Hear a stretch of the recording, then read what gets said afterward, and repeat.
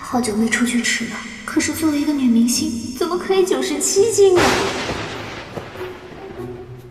你不是跟我说30天体重慢慢长上来吗？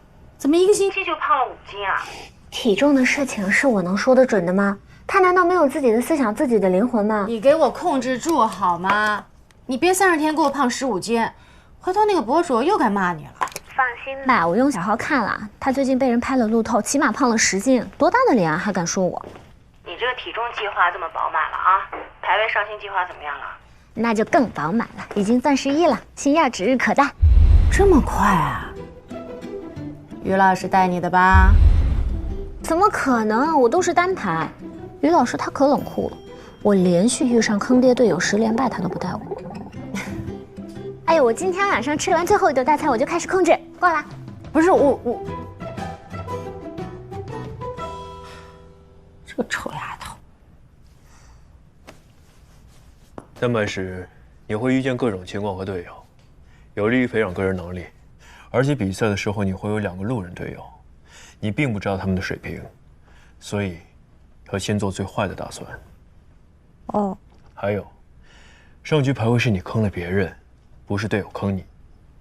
有2次团战，队友还没跟上你就开团，太急了。我录下来了，过来看。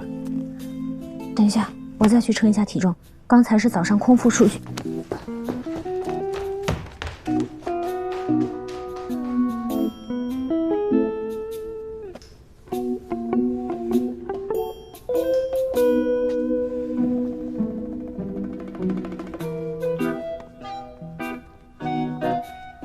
吃完午饭居然已经96斤了。虽然说明天早上一般会下降点儿，但是如果晚上继续大餐的话，搞不好我会虚增到97。那晚上订好的餐厅到底要不要去吃啊？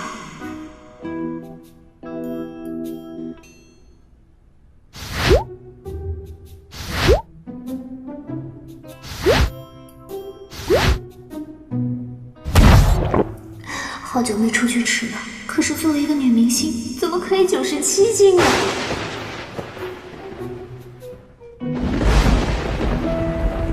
如果晚上5点半之前我能上星耀，那我们就还是到外面去吃。但是从明天开始，绝对不能再这样。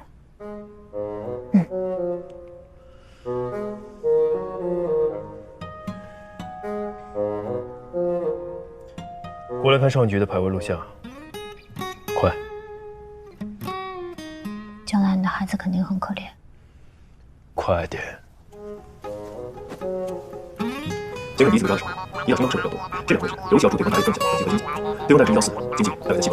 如果你不确定他们最好，先用清兵，要过于深入。那我怎么知道他们在哪儿啊？你比赛的时候有上千万的观众，只会看得比我更仔细。好吧，那我开始排位了。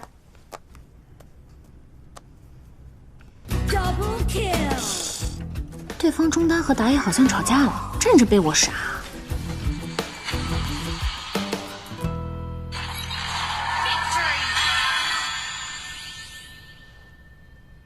哎，发生了什么？不是说晋级赛很难吗？